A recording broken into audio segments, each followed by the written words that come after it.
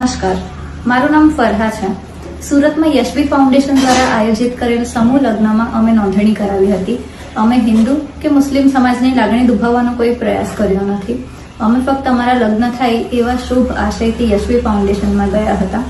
ત્યાં બધી અમે રજૂઆત કરી હતી અને તે લોકો દ્વારા ફોર્મ ભરી તમને જાણ કરવામાં આવશે એવું કહેવામાં આવ્યું હતું.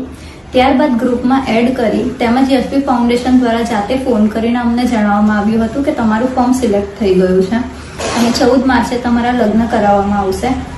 વોટ્સએપ ગ્રુપમાં તેમજ યશવી ફાઉન્ડેશનના એક એમ્પ્લોય ગાયત્રીબેન તરફથી અમને જાણ કરવામાં આવી કે પાનેતર વિતરણનો કાર્યક્રમ 25 ફેબ્રુઆરીએ ડુમસ ખાતે યોજાશે, જેમાં તમારે હાજર રહેવાનું છે. પાનેતર વિતરણના કાર્યક્રમમાં પ્રેસ કોન્ફરન્સ પણ રાખવામાં આવી છે, એની અમને કોઈ જાણ કરવામાં આવી નહીં હતી.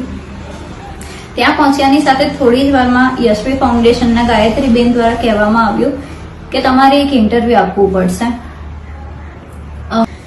જેના માટે મેં સાફ ઇનકાર કર્યો હતો.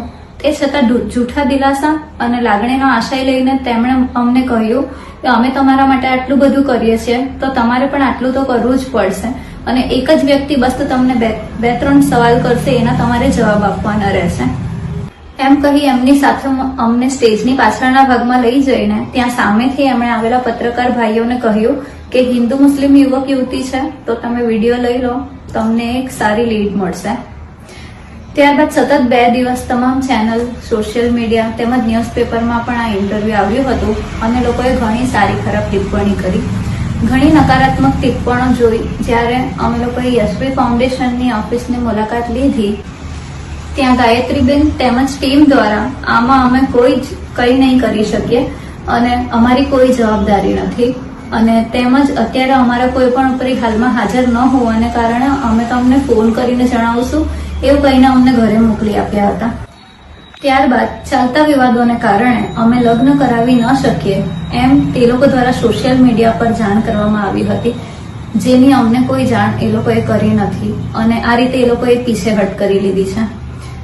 મારું બધાને કહેવું એટલું જ છે કે જ્યારે યશવી ફાઉન્ડેશન અને તેમની ટીમ તેમજ તેમના જે પણ માલિક છે એમને આ વિશે ખબર હતી કે હિન્દુ મુસ્લિમની વાત એ એક સેન્સિટિવ મુદ્દો છે અને લગ્ન એ લોકો કરાવી શકશે નહીં આવી કોઈ પરિસ્થિતિ આવે તો. એ લોકો દ્વારા આ રીતે પ્રેસ કોન્ફરન્સ બોલાવીને 101 દીકરીઓમાંથી ફક્ત અમારો જ વિડીયો બનાવડાવીને વાયરલ કરવા પાછળ એ લોકોનો ફક્ત ટીઆરપી મેળવવાનો જ આશય હતો ને. આજે યશવી ફાઉન્ડેશન દ્વારા કરવામાં આવેલા આ ગંભીર અને ધર્મોની લાગણી દુભાવવા માટે કરવામાં આવેલા તેમના એક ટીઆરપી સ્ટન્ટને કારણે લોકો અમારા માટે ઘણી ખરાબ ટિપ્પણી કરી રહ્યા છે. ઘરની બહાર નીકળવું અમારું મુશ્કેલ થઈ ગયું છે તેમજ અમારી આબરૂ પણ લાંછન લાગી રહ્યું છે, જેના માટે સંપૂર્ણપણે જવાબદાર તો યશવી ફાઉન્ડેશન જ રહેશે. મારી ફક્ત લોકોને એટલી જ નમ્ર વિનંતી છે કે આમાં ટીઆરપી મેળવવા માટે યશવી ફાઉન્ડેશને અમારો ઉપયોગ કર્યો છે